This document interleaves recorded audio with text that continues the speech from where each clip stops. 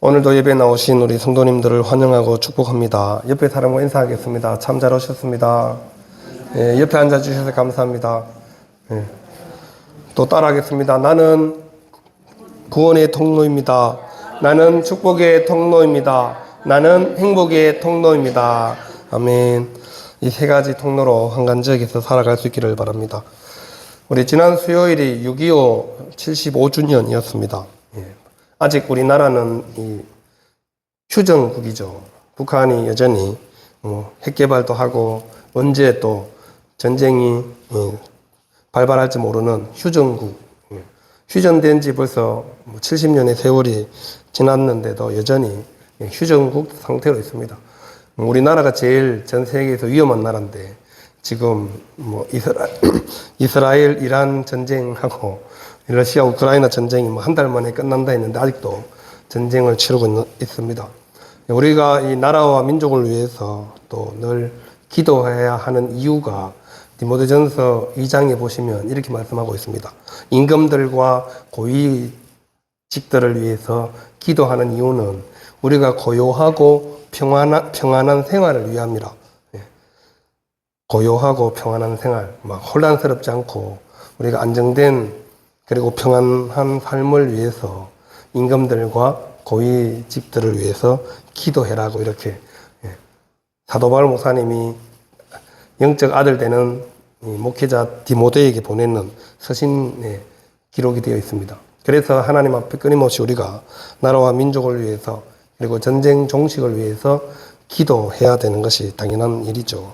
오늘 본문은 우리가 이제 지난번까지 계속 살펴본 그 일의 모든 것을 의논하고 결정하기 위해서 모처럼 이제 이스라엘 백성들이 미스바에 모였습니다.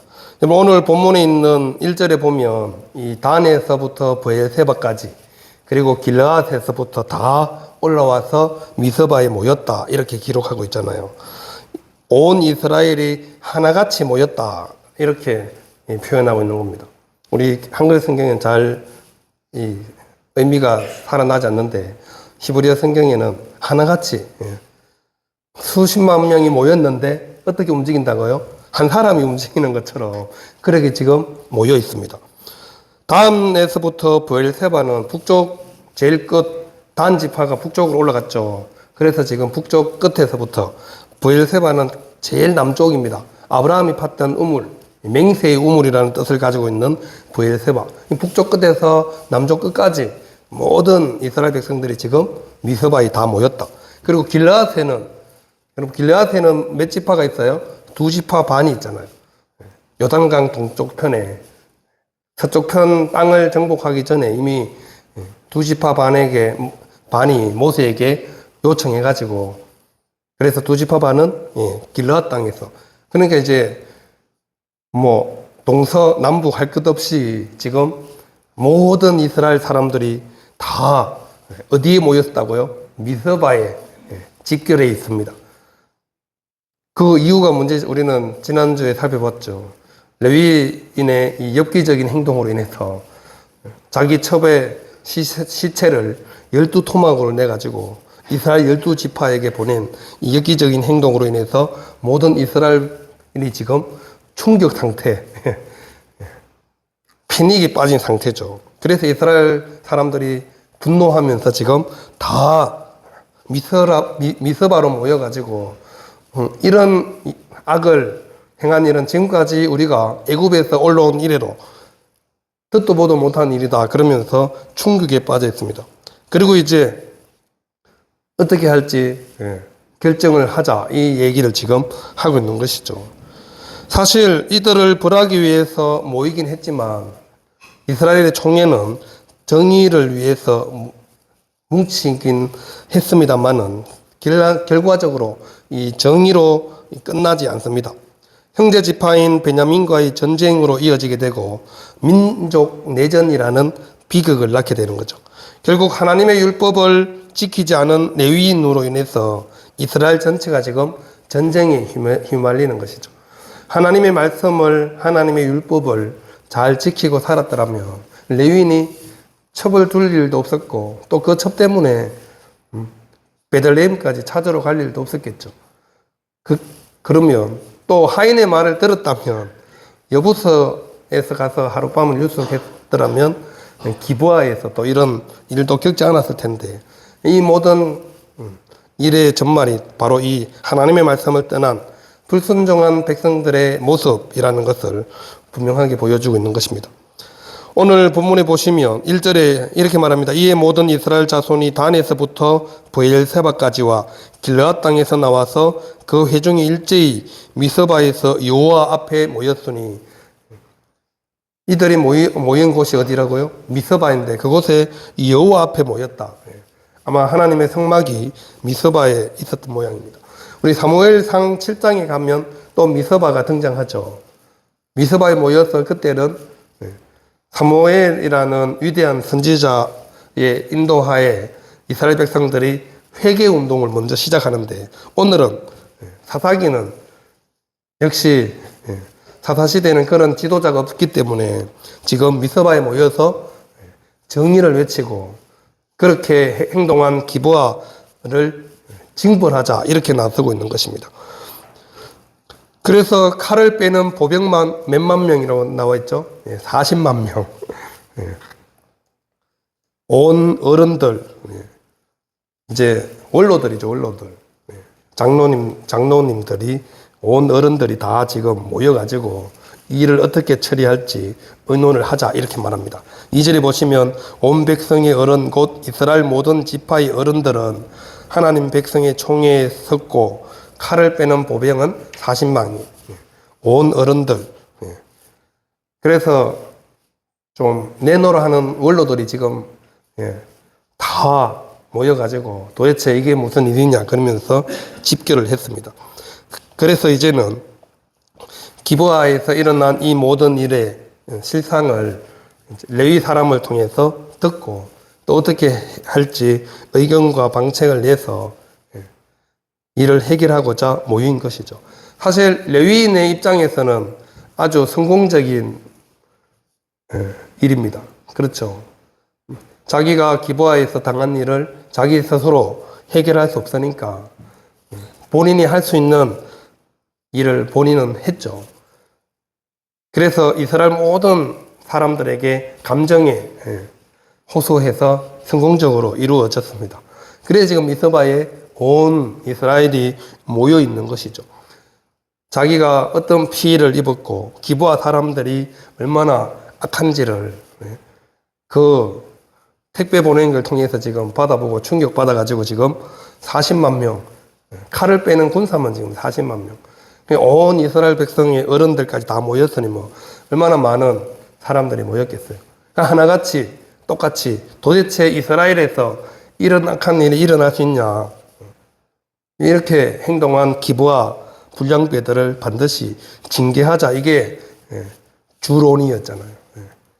여기에 뭐 이의를 제기하거나 좀 더 뭐 이성적으로 이런 일은 아무도 말하지 않습니다. 다 같이 하나같이 그들을 치고 징계하고 벌하자, 뭐 여기 다. 그러니 레위 사람의 입장에서는 성공한 거죠. 모두의 감정에 분노를 자극하기에 충분했죠. 그래서 8절에 보시면 모든 백성이 일제히 일어나 이르되 우리가 한 사람도 자기 장막으로 돌아가지 말며 한 사람도 자기 집으로 들어가지 말고. 무슨 말이에요? 지금 이 모여있는 사람 중에 한 명도 빠짐없이 집으로 가는 사람은 배신자다, 그러는 거잖아요. 돌아가지도 말고 집에 들어가지도 말고 지금 여기서 해결을 해야 된다, 그 얘기죠. 우리는 종종 불의한 사건을 보면 분노합니다. 뉴스에서 어린이가 학대를 당했다거나 힘없는 자가 착취를 당했다는 기사를 보면 마음이 막 들끓죠. 이러한 분노는 하나님의 공의에서 나올 수 있습니다. 하나님도 죄를 미워하시고 억울한 자의 울부짖음을 들으시는 분이기 때문입니다. 그러나 정의를 향한 분노는 하나님의 뜻과 질서 안에서 다뤄져야 합니다. 문제는 지금 이스라엘 백성들이 하나님께 먼저 묻지 않았다는 것이죠. 의분을 품고 하나님의 공의를 수행하기 위해서 자발적으로 모인 것은 굉장히 잘한 일이지만 또 형제 지파의 죄악에 대하여 이들은 가슴 아파하거나 공동체 의식을 느끼고 하나님 앞에 먼저 회개하기보다는 무조건 그들을 정죄하고 응징하려고 한다는 점이죠. 무조건 처벌부터. 이런 나쁜 싹슨 아예 처음부터 완전히 제거해버려야 된다. 이것이 결론이잖아요. 벌써 뭐 이미 기부화를 치자 이렇게 모인 사람들입니다. 그래서 10% 각 지파별로 10%를 내서 지금 40만 명이 모였으니까 4만 명을 특공대를 조직해가지고 기부화 사람들을 징계하자 이렇게 나서고 있는 것이죠. 이 사람들의 악행에 대해서만 분노하지 정작 왜 그런 일이 있었는지를 자세히 정황을 살펴보거나 그렇게 조사를 하지 않습니다. 오로지 레위 사람의 진술만 듣고 이를 결정하는 거잖아요. 베냐민 사람들도 미스바에 이스라엘 전체가 모였다는 걸 들었지만 베냐민 지파는 여기에 참석을 하지 않았습니다. 그럼 불러야죠. 참석해라고 해야죠. 근데 그렇게도 하지 않습니다. 그냥 자기들끼리 이제 베냐민 자손에 속한 기브아를 어떻게 응징하는 게 좋겠는지 그 이야기만 하고 있죠. 이스라엘은 신앙 공동체입니다. 그 지파 동맹체잖아요. 사사기 시대지만 12지파가 서로 긴밀하게 모여서 함께 적과 싸우고 함께 모든 일들을 헤쳐나가고 그렇게 살아가는 지파 동맹체임에도 불구하고 한 지파 또 한 기브아에 있는 사람들이 이렇게 지금 악한 일을 했으면 같이 책임의식을 느끼고 같이 마음 아파하고 하나님 앞에 진심으로 회개운동을 먼저 해야 하는데 이스라엘의 총회는 전혀 그렇게 하지 않았습니다. 오로지 기브아 불량배들을 징계하려고 이미 결정을 내리고 어떻게 이제 기브아를 죽일지. 그래서 베냐민 자손들에게 13절이 그러잖아요. 기브아 불량배들을 우리한테 넘겨라. 그들을 죽여서 이스라엘의 악을 제거하겠다. 이것이 바로 그들이 내린 결론입니다. 이미 결론을 다 내려놓고 일방적으로 레위 사람이 진술한 내용을 5절에 6절에 나와 있습니다. 자기에게 불리한 거는 다 빼고 유리한 것만 얘기하잖아요. 기브아에 유숙하러 갔는데 기브아의 불량배들이 나를 죽이려고 내가 묵고 있는 집을 에워싸고 내 아내를 욕 보이고 죽였다 이렇게만 얘기하잖아요. 본인이 책임지고 끝까지 버티지도 않았고 아내를 지키려고 하지 않았고 우리가 잘 알잖아요. 결론적으로 자기 살려고 아내를 떠밀었잖아요. 그리고 자기는 문 닫아서 들어가 있었고 아무 그런 데에 대해서는 전혀 얘기하지 않죠. 사람은 위기에 직면하면 늘 이기적으로 변할 수밖에 없고 또 자기가 유리한 쪽으로 진술을 할 수밖에 없죠. 그것이 바로 우리의 죄악된 모습이라는 거죠. 그리고 사사시대가 잘 말한 대로 자기 소견에 옳은 대로 기브아의 악행만을 문제 삼고 오로지 그들을 징계하는 일에만 지금 모두가 몰두했습니다. 뭐 때문에요? 감정이 폭발해서 그렇죠. 분노가 폭발해가지고 어디 감히 이스라엘에서 하나님의 백성들이 아마 이 사건이 사사시대 초기인 것으로 그렇게 학자들이 추정을 하고 있습니다. 비느하스 대제사장이 아직 살아있는 때이기 때문에 그래서 사사시대 초기는 그나마 아직까지 완전히 하나님의 율법이나 이런 것들이 무너지지 않고 그나마 무늬만 유지하고 있는 그런 상태이기 때문에 그래도 우리가 하나님의 백성, 하나님의 선민인데 어떻게 이렇게 이방인들이 행하는 악행을 저지를 수 있나? 여기에 완전히 마음이 빼앗겨가지고 아무것도 지금 생각을 하지 못하는 거죠. 여러분 우리가 처음에는 좋게 시작했다가 말싸움 하다 보면 어떻게 돼? 나중에 감정 싸움이 될 때가 많죠. 그러면 이성적인 생각이나 사고를 전혀 할 수 없고 오로지 감정으로만 대하게 되면 아무런 문제가 해결이 되지 않잖아요. 그럼 감정으로 말다툼 해보셔서 잘 아시죠? 안 해보신 것처럼 표정을 짓고 계시지 마시고 그러면 전혀 상대방에 대해서 그냥 무조건 나쁘게만 말하고 서로 비방만 하게 되는 것입니다. 하지만 이스라엘은 우리 사무엘상 7장에 가면 철저하게 사무엘이 미스바에서 하나님 모든 우상을 다 버리고 하나님께로 돌이키라 이렇게 말하는 선지자의 말을 듣고 이스라엘 백성들이 미스바에서 회개 운동을 하거든요. 그 미스바에 모였다는 소리를 듣고 블레셋이 또 공격을 해요. 이미 한번 공격을 해서 법궤를 빼앗아 갔는데 하나님이 블레셋 5방백 지역에 다곤 신들의 목을 부러뜨리고 다곤 신상을 넘어뜨리고 막 이렇게 하니까 블레셋 방백들이 놀래가지고 이 여호와 법궤를 다시 예루살렘으로 그 기럇 여아림으로 돌려보내줘요. 그래서 법궤를 받아와서 이제 이스라엘 백성들이 미스바에 모여서 우리가 이렇게 블레셋으로부터 공격을 당하는 이유는 우리가 하나님을 버리고 우상 숭배해서 그렇다. 그래서 섬기던 모든 아세다로 바알신을 다 치우고 우상 신상들을 다 치우고 미스바에 모여서 회개 운동을 하거든요. 그 모였다는 소식을 듣고 블레셋이 공격했을 때 하나님께서 큰 우레를 발해가지고 블레셋을 이기게 해주십니다.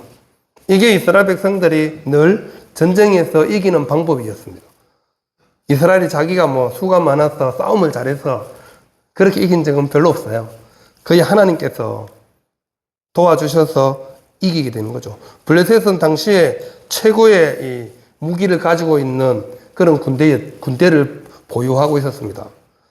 사무엘서에 보면 이스라엘 백성들이 철기를 벼리려면 뭐 낫이나 칼이나 도끼나 이런 게 쓰다가 잘 안 들면 이스라엘에는 그런 대장간이 없어가지고 블레셋에 가서 그것을 갈아오고 그렇게 했습니다.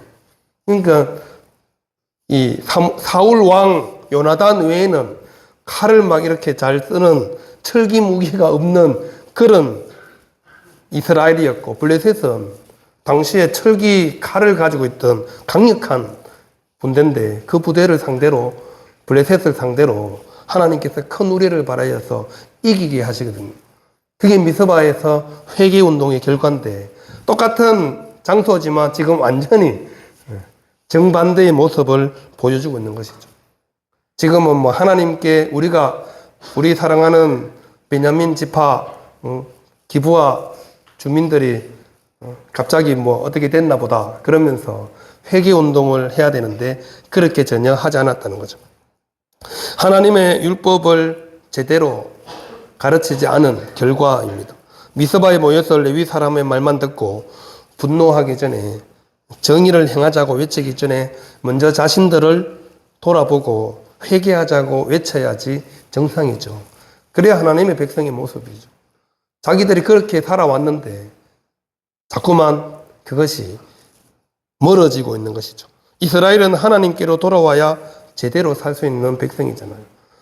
하나님께서 신명기 8장에 너희들이 수가 많아서 뛰어나서 이스라엘을 선택한 것이 아니라고 이렇게 말씀하시죠. 가장 적은 수이지만 하나님의 크신 능력과 영광을 드러내기 위해서 이스라엘 백성들을 선택했다고 이렇게 말씀하고 계십니다. 그래서 애굽에 400년 동안 종살이 하던 이스라엘 백성들을 아브라함과의 언약을 생각해서 하나님께서 출애굽시켜 주시고 지금 가나안 땅에 들어와서 살고 있는데 가나안 땅에서 살면서 하나님의 율법을 자꾸 버리고 가나안이 섬기는 우상을 섬기고 하나님 백성의 정체성을 잃어버리고 살아가는 그들을 향해서 하나님께서 계속 사사를 통해서 말씀해 주셨는데 그 말에 잘 귀를 기울이지 않는 것이죠. 그래서 하나님께 진심으로 회개하고 기도하면 하나님께서 움직이시는데 이스라엘은 그 방법을 사용하지 않는 겁니다. 사사시대 이스라엘이 실패한 이유가 바로 이거죠. 하나님께로 돌아오지 않았습니다.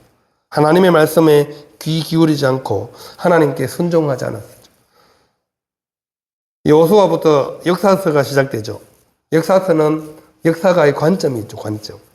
철저하게 여호수아부터 열왕기 상하까지는 신명기적 사관에 의해서 기록이 되었습니다.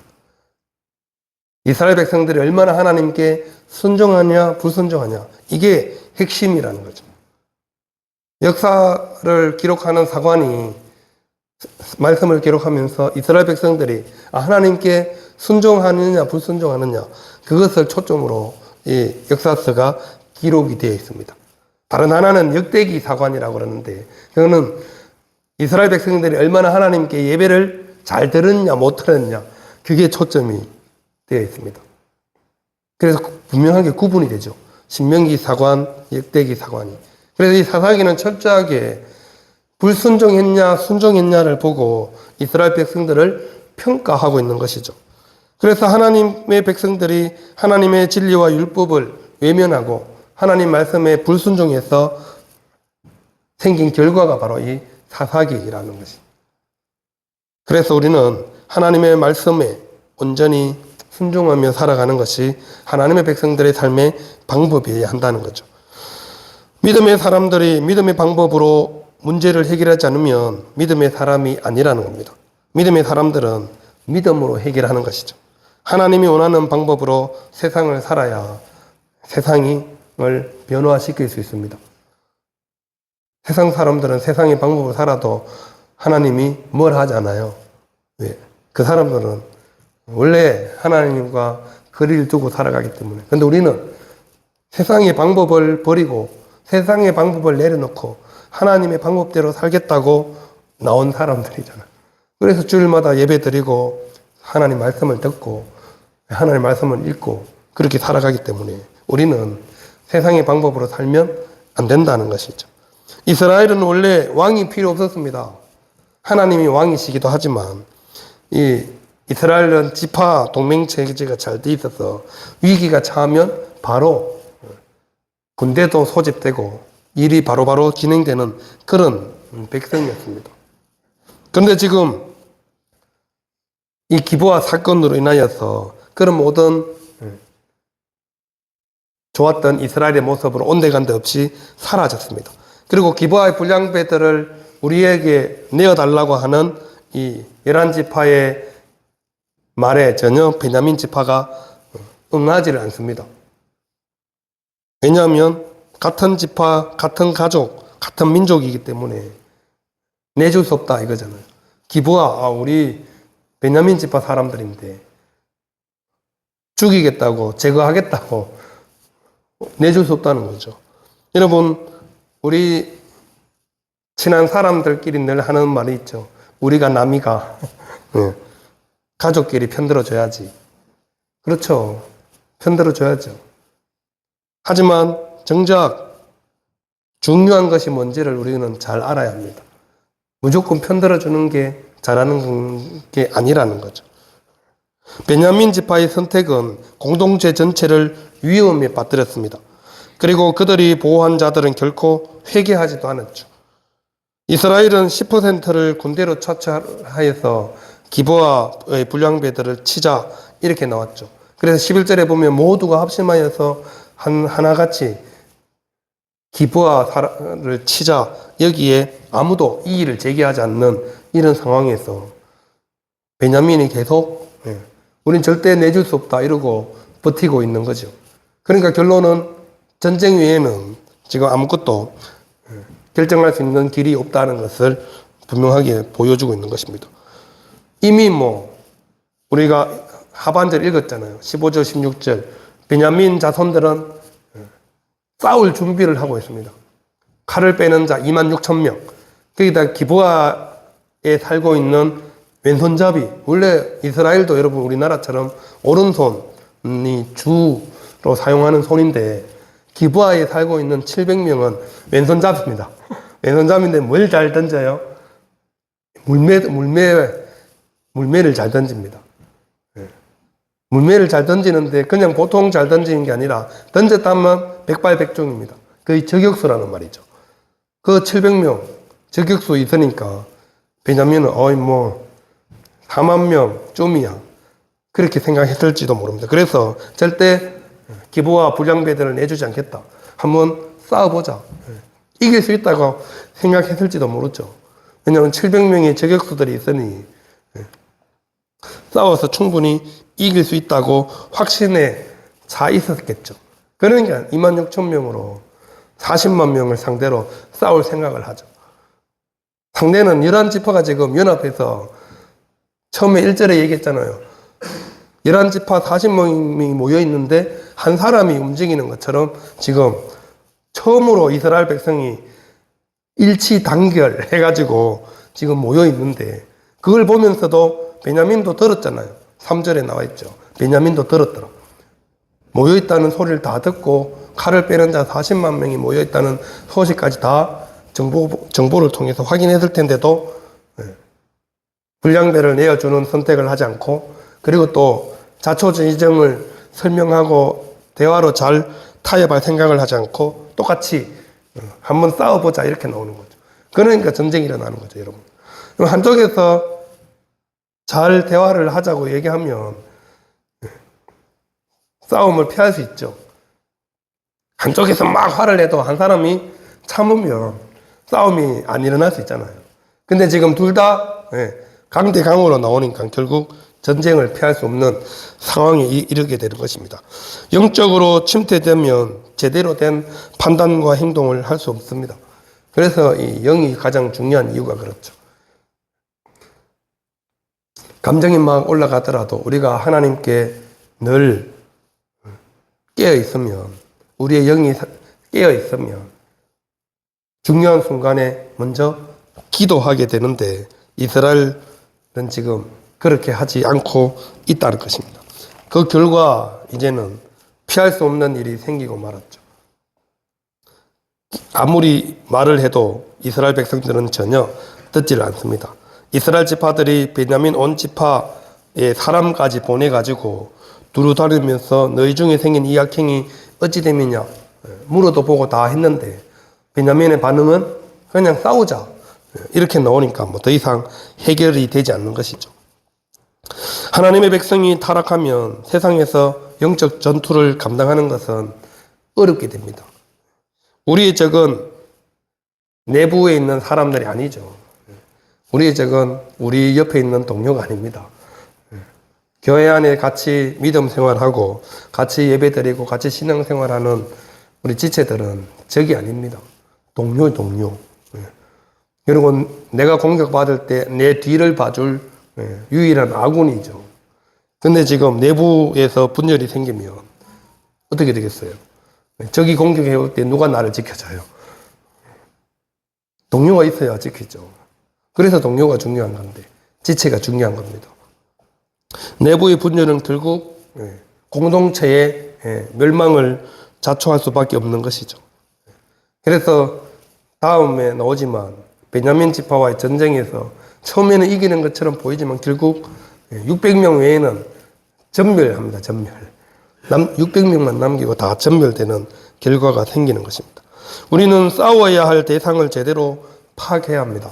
우리가 싸워야 할 대상이 누군지를 정확하게 알고 싸워야죠. 우리는 공중권세 잡은 자, 악한 자들과 싸워야지 우리끼리 싸우면 안 된다는 것을 분명히 기억하셔야 합니다. 사탄은 꼭 공동체에 분열의 씨앗을 심어 놓습니다. 오늘도 분열의 씨앗을 심었죠. 베냐민이 조금만 마음을 열고 자초지정을 잘 설명했더라면 전쟁을 막을 수도 있었지만, 같이 우리 저격수 700명이나 있는데 4만 명쯤이야, 40만 명쯤이야 그러면서 같이 싸우자고 하니까 해결이 안 되는 거죠. 자기가 싸워야 할 적이 지금 이스라엘 11지파가 아니잖아요. 베냐민 지파 자기들이 싸워야 할 대상이 11지파 아니잖아요. 주위에 적들이 얼마나 많은데, 가나안에 아직까지 쫓아내지 못한 여부수 족속도 있었고, 시시콜콜 공격해오는 블레셋 족속들도 있고, 주위에 적들이 얼마나 많은데 지금 11지파가 똘똘 뭉쳐도 지금 이길 똥말똥인데 지금 자기들끼리 싸우면 답이 없는 것이죠. 우리가 하나님 앞에 온전히 기도하고 하나님의 말씀에 순종하지 않으면 언제나 정의라는 이름으로 분열될 수 있습니다. 정의를 앞세워서 또 악행에 대해서 정확한 처벌을 한다는 명목으로 오히려 더 나쁜 결과를 초래할 수 있다는 것이 사사기가 우리에게 주시는 교훈입니다. 예수님께서 십자가에서 이 정의를 완전히 이루어 주셨죠. 하나님의 공의, 하나님의 자비를 십자가에서 확실하게 이루어 주셨습니다. 그래서 우리는 십자가를 바라보고 믿음으로 좀 열받는 일이 있고 이래도 참고 살아가는 것이죠. 내 옆에 사람이 막 나에게 감정에 해를 끼쳐도 어지간하면 우리가 참아줄 수 있는 여유와 내공을 키워나가시는 저와 우리 모든 성도님들 될 수 있기를 바랍니다. 정의를 부르짖기 전에 하나님께 묻고 다른 사람을 징계하기 전에 먼저 자신을 돌아볼 수 있는 저와 우리 모든 성도들이 될 수 있기를 바랍니다. 그래서 하나님 앞에 엎드리고 하나님께 기도하는 것이 우선순위가 되어야 우리는 사사시대 이스라엘 백성들과 베냐민 지파처럼 이런 분열의 씨앗을 남기지 않을 수 있습니다. 우리 인생에는 사사시대에 비견될 만한 이런 기간이 한순간도 없게 되기를 간절히 바랍니다. 기도하겠습니다.